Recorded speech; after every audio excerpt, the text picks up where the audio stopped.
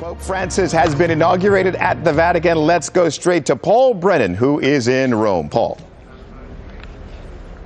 Good afternoon, Tony, and welcome from Rome, where, as you say, Pope Francis has been inaugurated this morning as the 266th pontiff of the Roman Catholic Church. It was a ceremony laden with significance and an opportunity for the Pope to contrast with his predecessor, Pope Benedict, both in style and in substance. Let's look at some of the powerful images from this morning's ceremony.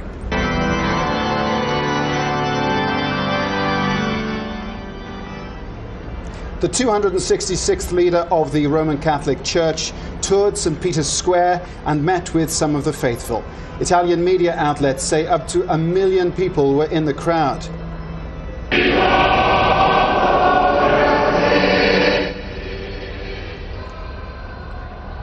The ceremony began at the tomb of St. Peter inside St. Peter's Basilica, where Pope Francis offered incense to the disciples.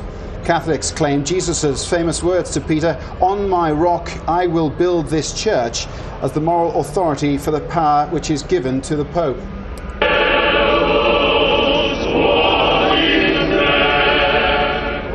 And later on the steps in front of the Basilica, the Pope received the Fisherman's Ring, another reminder that the Pontiff is a successor to the Apostle Peter. He was also given the papal pallium, a wooden cloak which symbolizes Jesus' place as the Lamb of God.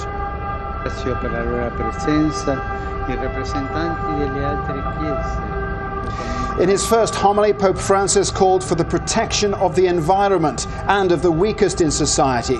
He said real power involved service, and he said hatred, envy and pride defile people's lives. Please, I would like to ask all those who have positions of responsibility in economic, political and social life, and all men and women of goodwill, let us be protectors of creation, protectors of God's plan inscribed in nature, protectors of one another and of the environment. Let us not allow omens of destruction and death to accompany the advance of this world. Now, in his first few days, the Pope has already shown that he is willing and able to depart from the written script. Let's join Hoda Abdelhamid down in St. Peter's Square now.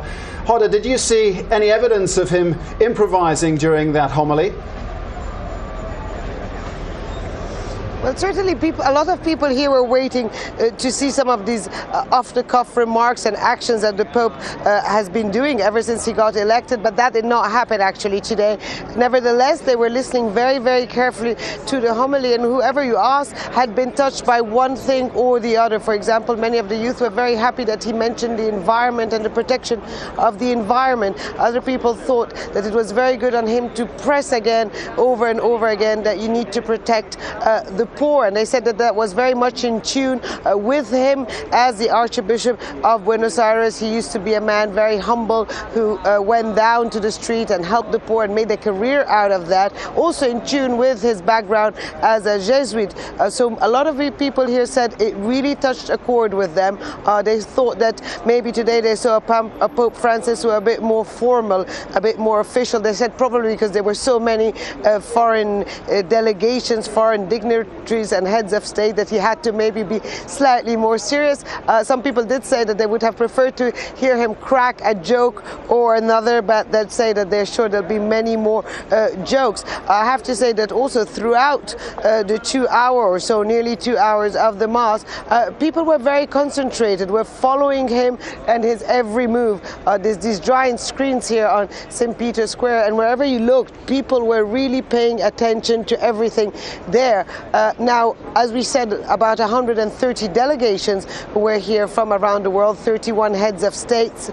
Obviously, the European royals were here en masse. You also had a lot of South American leaders.